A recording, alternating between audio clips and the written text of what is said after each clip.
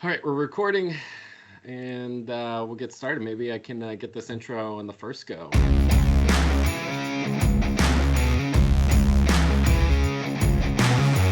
Hello, Omniverse. I am Joe Bear. I'm Zach. And I'm Diego. And this is Behind the Beard. Or lack thereof. And today we are continuing our new series about change. So we talked about, kind of the fundamentals of how to address change, that fear of the unknown last week. But this one, we really want to get into, okay, we've got a good baseline of how to address change. It's inevitable. It's always going to happen. And how do we go start pursuing some of that success? Not by chasing success, but chasing that discomfort, because that's really where the progress is made for all of us. We all know that it's in the gym, it's no pain, no gain, but it doesn't just apply to lifting weights. If you want to get better at something or achieve a difficult goal, the process is certainly going to require you to get out of your comfort zone and suffer a little or maybe a lot. Yeah, but before we dive into that full topic and everything, I have something that's just really grinding my gears, so to speak. And that is the seasonal winter allergies. How many times can you be on camera and be ready for a sneeze, or you're mid-sentence and you're like, gosh, my nose itches. People are gonna think I'm, picking my nose or what have you. And I'm over it. It's like a work from home problem when you're trying to be camera and present and your nose is maybe red or, you're fighting back. You have that itch there and and there's no way to make that itch not look like your fingers just going poking your nose. Exactly. Or don't catch it and then all of a sudden you're on a client call and just dying on camera. Totally witnessed that before. Absolutely. And then you get the irritation and the cough going on. So I feel all of that. For solo hosting too. You're presenting something and you're like, exactly. I mean, even if we're doing some customer service like that, I mean, mute is our friend, but I mean, at some point in time, you got to have a conversation, right? That really does go back to your phone days of oh goodness, it's not even a dog barking, it's yourself sabotaging you in that moment. I think that is true personal discomfort. Customer hey, are you still there? What moment? Yeah, unmute, dying. Just slightly dying. Especially for those people that that have 35 sneezes in a row, and it's can you stop? You're getting one bless you, and that's it. I'm one of those. Well, for future, one bless you, that's it. One bless you. Okay. So this makes us a little bit discomfortable, right? And we got to figure out a way to chase after it. Maybe we don't want to chase those sneezes, but one thing I did learn with that is look up and try to look at a source of light, and that will actually help you sneeze. And I thought I had one coming on just by doing so. Okay, well, let's not do that well on camera. But we want to really view discomfort as a byproduct of the success of chasing something bigger, right? Of going after doing something bigger than we ever thought was possible, right? And by us avoiding that, trying to, take the medicines and this and that to try to avoid our sneezes, we're also holding ourselves back. There's a new study out there from Cornell and the University of Chicago, and they find if you want to maximize your success, whether it's uploading your skills, whether it's improving you as a person, or just whatever the case is of you're trying to improve upon, you shouldn't actually chase the success. Okay, you don't want to go in there and say, I'm going to make $1 million a year. You're going to go, I need to find out what is the uncomfortable thing to make myself so valuable that I can make $1 million a year. So you should seek out the discomfort, because nobody wants to do that anymore. Nobody wants to get outside their comfort zone. Everybody wants it to be kind of nice and easy. Zach, you get everything delivered to you. I don't think I can't remember the last time you went out grocery shopping, right? You should try coming to Guatemala for a season, and there's no Amazon here. So if you want to get something from Amazon, you need to open a PO box in Miami or something, get it to Miami, then upload your bill, then get it to Guatemala, then pay the taxes for it, and then go pick it up. Okay, well, maybe I'm too comfortable with my Amazon deliveries, because where I'm located, I have a hub right near me, and most of my things can be delivered same day within 3 or 4 hours. I envy you. I'm so jealous. So as we chase the fall and winter cold discomfort. That's time of the year. Yeah, another area of comfort that you have, Zach, that I'm slightly jealous of, I guess would be a good way to seat warmers, right? You've got a nice warm seat cover or seat warmers, you got the gloves on, so you're much more comfortable within the cold than I am, and maybe that's why you enjoy fall a little bit more than I do. I mean, yeah, and you forgot the steering wheel warmer as well. So, you just get like the luxuries of our day-to-day lives just make you like fall into like a status quo. Like I'm gonna warm up my car for 5 minutes and I'm gonna have the seat warmers on high. So when I sit down, I'm like on my throne going to the gym. It's just how it goes. Yeah, this brings me back in history to talk about something that I was thinking about when coming up with this episode.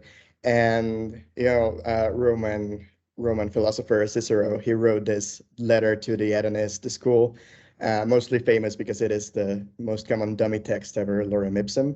But the actual letter that text is referencing to is he talking about pain being necessary for us to enjoy pleasures.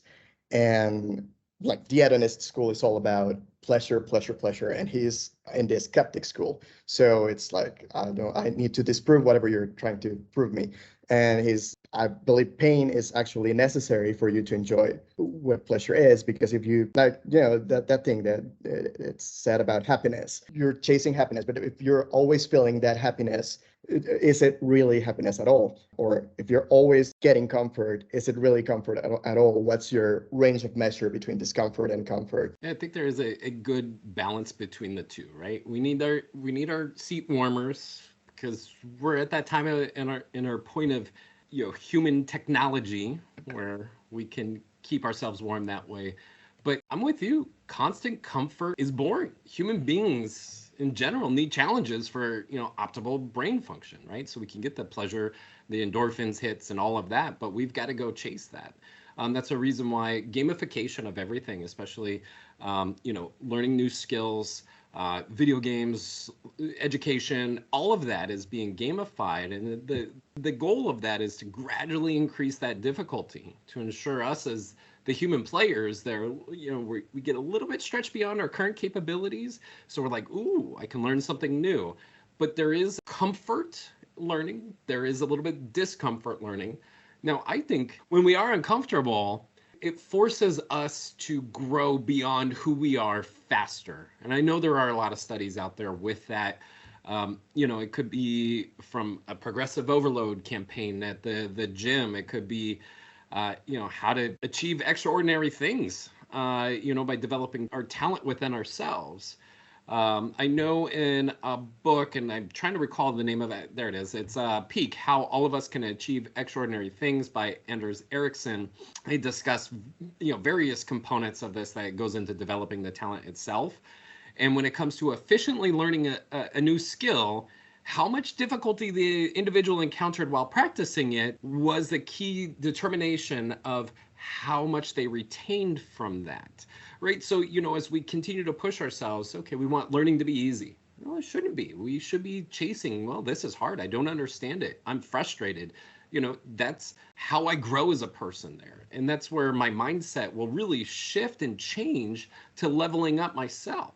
I think that's where there's a clear difference on, does the person give up? Do they keep going? Yeah. And it's like you talked about gamification, and it kind of goes back to maybe a game that has been around, I don't know how long, but forever, right? And think of dominoes. Like in a workplace, that first person to be the domino to start that effect is like a professional troublemaker, right? Like they are the ones who fall first, hoping that, Joe and Diego maybe behind me are going to see that and be like, okay, cool. I think I'm going to be a domino with him. Or, I'm going to follow that, because if I'm in comfort mode, then I'm just remaining a status quo and I'm not getting anything from it, right? Like my silence, if I'm in a meeting, or if I'm in, a conference or a phone call or whatever, if I'm silent, it's serving nobody, not myself, not anybody around me. I may have all these great things, but if I'm not trying to be this professional troublemaker, then what's happening? Zach Ballmer, professional troublemaker. But really what you're looking for is that mindfulness to what's occurring around us, and you're seeing, okay, well, here's something out of the norm. I'm going to go after it. And I'm hoping that somebody else is going to come with me. But nobody truly does initially that. So we all got to take that mindset of, I'm going to take this leap. I'm going to go after this because I know dominoes are going to fall in place behind me. That's just the wake of opening up a new wedge within the door, right? Now I know when we chase the discomfort, and sometimes that can put us in a better position to win, even when it feels like we're down. I know, Diego, we had a great conversation about football, American soccer. That was an awful pronunciation. I don't even know what that was. Terrible football.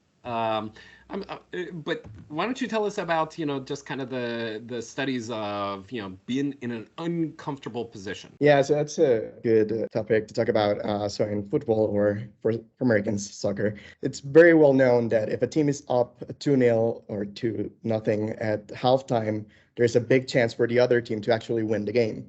And there are two scenarios that I can think of from two teams that I support. The first one is Champions League final 1999. Manchester United is down and they come and win it in last minute. And then the other one is 2014 Real Madrid, also Champions League final against Atletico de Madrid. And they are down by 2 and they win it in the 93 minute or something. So that's 3 after the game is over, for those of you not familiar with football. And the thing about that is that, like, the studies behind it, or what coaches come to see on it, is that their team winning by 2 feels too comfortable, that they lose like that edge, right? And the other team is just at the right level of discomfort, that they are able to overcome it and to be better on the second half and win it. I think we see that in our day-to-day lives, in our work lives too. Like, there's nothing more that fires me up than, like, we have, I don't want to use the word failure, but we did not succeed to an expected level for like multiple weeks on an account, or maybe we didn't retain, the amount of people we wanted to. The solutions that come from when your back's against the wall, or you're, in your situation, your back's against the net trying to stop, whether it's going to penalty kicks or what have you, you're trying to stop everything that's flying at you, and then you get with your team, and sometimes you have the goalie that's going to come up with like that spark. But that's where those really great moments that nobody forgets happen, right? Like you just said, those 3 examples of games that people just don't forget. We have people that in like football, like NFL football, we've seen people blow like 28-0 leads, right? Because the same thing, they get discomfortable. Yeah, that famous Patriot comeback. Yeah, Super Bowl. So, I mean, there's something about letting your foot off the gas, and there's something about having to put your whole body and then some on the gas to make a change. This reminds me kind of a walk back into history of my days on the phones and customer service, right? Way back when, I won't say how long ago, but the grades will show it. When I was on the phones, obviously I like to talk a lot, right? I like to have conversations with people. I know. AHT is always one of those topics that come up in a call center. It's one of our key metrics. It's industry standard. So I still remember this. You just need to get your AHT down. I said, but how? We'll just get it down. Okay. So I put the ownership of myself. My back was against the net. I knew I needed to improve upon this. And so, okay, I tried multiple things. I tried talking as fast as the Micro Machines guy. If you don't know what that is, he goes as fast as you can. And then the customer would just say, what? Could you repeat that? Right? So it didn't actually help me learn anything. But then when I started to really focus in on this metric of how can I improve myself to articulate what I want the customer to head towards, then I started seeing my HT drop dramatically, because I was having this great conversation, which I still enjoyed, but it was leading them on this pathway to where they were uncomfortable, but the answer was there of where we needed to get them.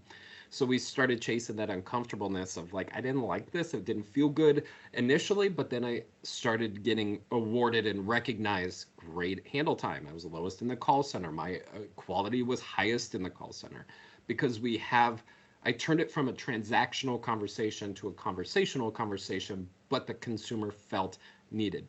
So these were simple principles of being against the net there, and then, okay, well, how do I learn? Well, I was put in a pressure cooker situation, but I want us to not think of it as like, the phrase, what is it, a diamond is formed under pressure?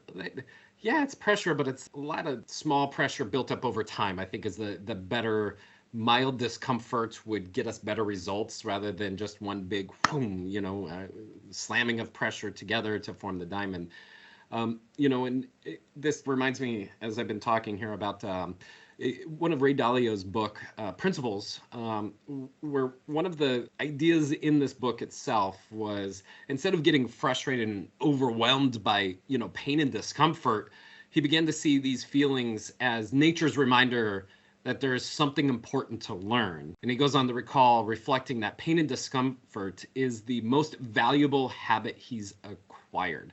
Right. So then that way we tie it back into where you were going, Diego, is Man U went into halftime down 2-0, and now we're uncomfortable. We had to learn very quickly what the other team was doing that was working well for them, how our game of attack to go into the second half, and how to come back and beat them. Right. And so that was that habit we learned, whereas the other team went in like, yeah, jolly ho, we're winning. All is good. We don't need to go try harder. We're already doing what's necessary. So again, a little bit of discomfort can help you out a long way. Tied back to what you were talking about being on the phones, and I remember this situation also when I was back in the phones.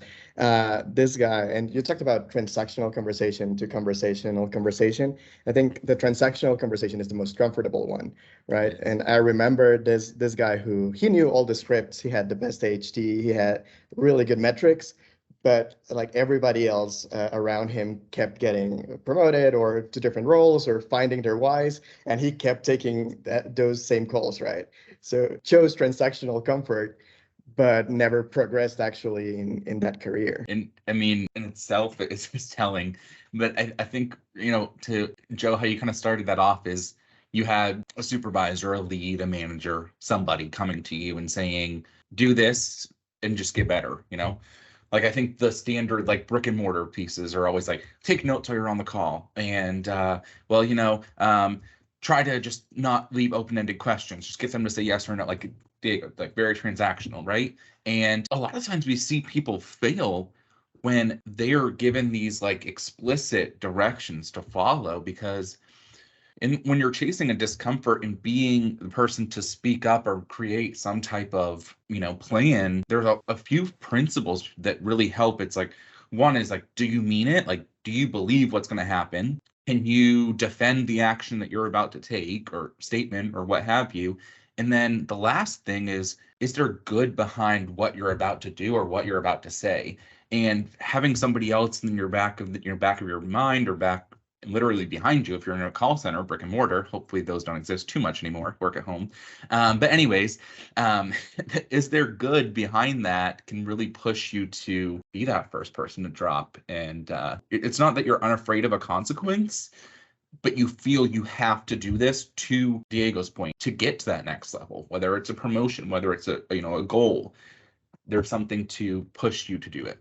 Think about it in your life, right? If you keep doing the same thing every day, like, you'll find that comfort, and maybe comfort is, good, but where are you really going with that? This ties us back to kind of what we're building here at Omni, is we want to empower our GBAs to make good calls for our clients and customers. We want to empower them to solve, empower to learn more. We want this to be there for the network to be able to assist the network, right? I think in the old school brick and mortar ways, it was, we need this to be as narrow and as comfortable as possible, so there's no disruption to the service, no outside the box. It's going to be this way. So we were always, you can put a butt in the seat. And we're going to do this, where we have taken a different approach and saying, we've got all the spoken wheel, everybody's on the same plate, we're all connected, and we're all trying to figure out the best way to serve our clients and serve our customers and serve each other, right? Where it's not, oh, Zach, go do this. This is your job, and this is where you're going to be comfortable for the rest of your life. And congratulations, you're so good at it. Everyone else is going to get promoted because you're so good at this, right? Like Diego said, we don't want that. We want different approaches are going to make it work, but it's going to be uncomfortable. We have to go chase after that to get to the next level. And that's what humans are evolving to and demanding from this customer service world as well. So we've got to keep up with that. This is an awesome conversation. And I think we could go on and on about, we addressed in our last episode of, okay, steps to overcome, I'm scared of the unknown. This is like, now I want to grow with that. I want to go chase this discomfort here, over here, and go seek it. But it's a continuous, lifelong learning experience, because as soon as you feel comfortable, you're falling back into the old ways, right? We want to always be going after that to continue our successful journey. So it's a habit within ourselves. Any last things for our conversation here before we go into some questions or hot takes? I do have one thing, and it's like, think about it as an athlete, for example. An athlete keeps working and keeps chasing that discomfort to get better at what they do, right? And if you're not into sports, you can also think about it as a video games. If you're talking about dominoes before, Zach, but I was thinking more about Tetris.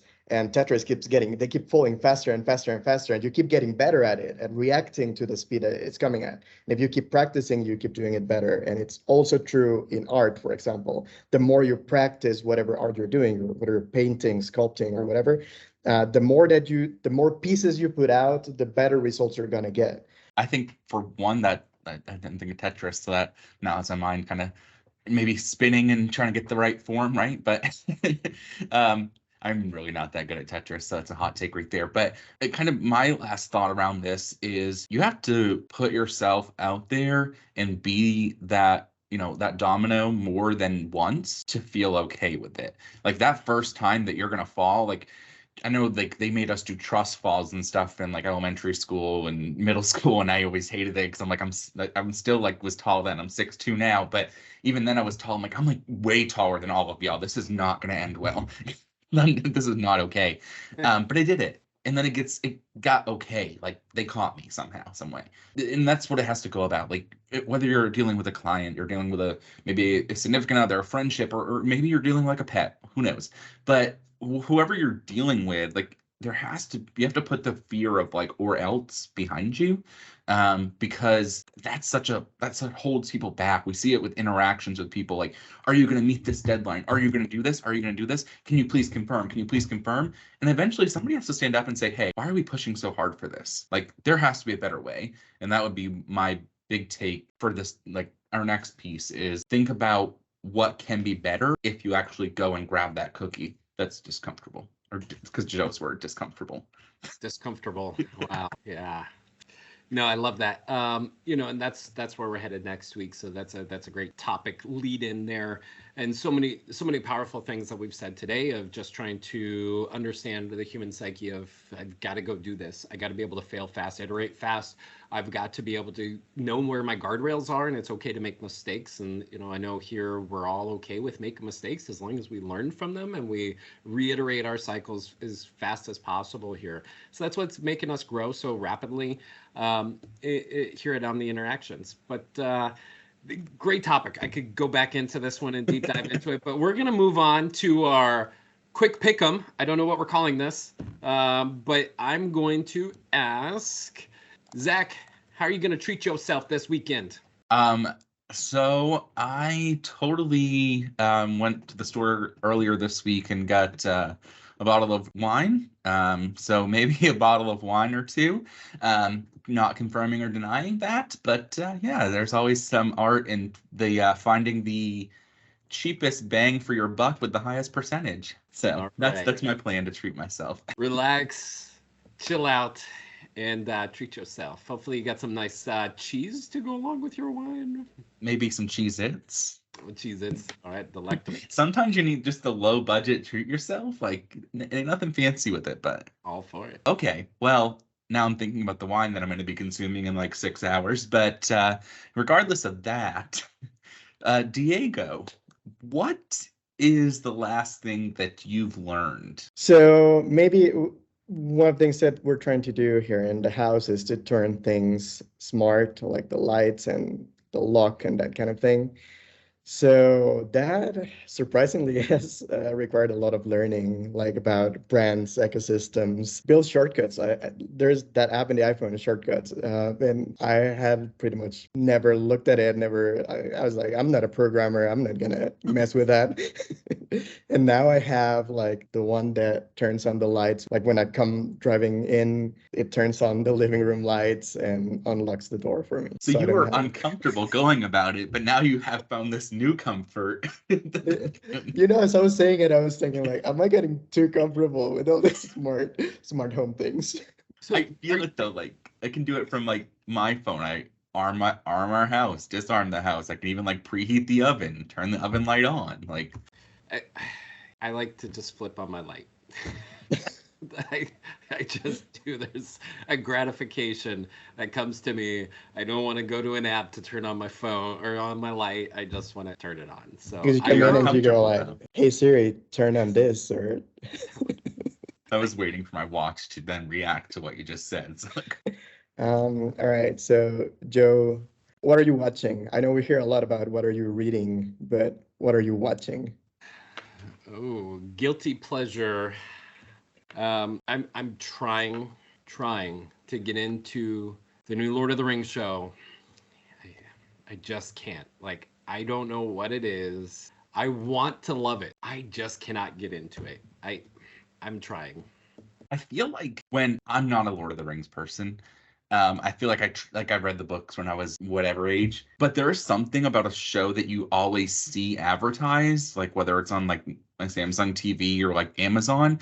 Like if you're having to push the show that much, you're kind of telling me that maybe it was a flop. So I'm gonna take your word for it. I don't know. Maybe that's just my gut feeling. There's no research or anything behind that. It's just like if I keep seeing this over and over again, like I haven't seen anything about the shows that Ryan Murphy's put out outside of people talking about them and they're number one in the world. Do you remind me of this social media trend? I don't know if you have seen these memes, but it's like somebody thinking, and it's like, I've never seen an ad for bicycles. I've never seen Right. an ad for this other thing. And yeah, it's true. Like those things that don't need ads, they just work. They rock it. And then it's more like teasers. It's like Game of Thrones is like a teaser for their next like winter's coming or whatever. But the ones that like you said, when you said that, I was like, I've seen that advertised so many times and have no interest of watching it. Yeah, I've never wanted to love a show so much. I'll tell you that much. But I'll give it the old college try to try to finish it out. Maybe it gets better. But speaking of hot trends, the topic in the social world, that's something we want to explore here. Zach, your fave T Swift just put out an album, and she's got some confessional lyrics going on. I mean, one, not only did she drop an album today, midnight, she also had like all these teasers, like her marketing strategy. I don't know who she has behind her, but she chases it uncomfortable because she was dropping this album at 12 a.m. 3 hours later, she's like, oh, by the way, here are 7 more songs that you guys didn't know about. And there's something about her. She dropped surprise albums without people knowing about them. That is a true genius when it comes to the industry. And also go listen to it because I've listened to it probably 4 times already today, like 3 times at the gym, I think. So yeah, 10 out of 10 recommend. Yeah, thank you for that. So I've heard the story. She's reflecting on her deepest regrets of the past, which that's a fear of the future, right? And some of our darkest fears about the future itself. Again, hot topic of what we're talking about, the fear of the unknown last week. And then how do we go chase that uncomfortableness? So it really ties in to our sphere. Imagine that of what we're doing. The late night intrusive thoughts, the midnight, it's like when I'm laying in bed or if I'm, kind of the isolated moments, it's like you reflect on your day, you reflect on awkward moments. Like, did I say that in a meeting? Did Joe really say discomfortable? Like, then I said it afterwards because I followed the domino. Like, discomfort in the background and uncomfortable on the screen. Discomfortable. We're just going with it. Episode title, Chasing the Discomfortable. There you go. But hopefully this podcast and, this second season lasts longer than the Prime Minister was in office. 44 days. That's just my, trending topic I've seen out there because You know, it's scary to be the leader of something and to know when you're just sometimes it takes power, I guess, to within yourself to say, I'm in over my head and it's best that I'm not here. I'm glad it took her 44 days to figure that out. And more power to her for, I don't know the stories behind it all. I just know she is now the shortest serving prime minister of the UK by a long shot. Not as short as my temperament feelings towards ads. What do you guys think about Netflix going with ads? I pay anything to not have ads. Like I do any subscription if there's like a no ad option. I'm streaming so I don't have to deal with it. Going full circle. So, well, jumped out of cable to streaming services, so there will be no ads. And now streaming, the first streaming service having actual ads. Yeah, I'm glad that they are sticking to, in the same token, they're sticking to like their binging world, I guess, right? Like they drop multiple episodes at once. They are kind of toying with like half a season at a time. But yeah, I really struggle with I'm in the frame of mind where I want to just binge something. And so when it's like a episode a week, I'm like, gosh, is this the 90s again? Would you ever, for any price point, go to ad content? No. So, Zach, once your password is no longer shareable with me and I have to go get my own plan for Netflix, I mean, like, I don't know. I'm debating here of... You're going to... what is the difference? I don't know the levels. It's like, what, $6.99, $13.99 or something like that? Something like that for ad-free versus not ad-free. My frugal self said, you know, you don't watch that much TV, so deal with some ads. But then at the other side, I'm like, I don't ever want to see you really again.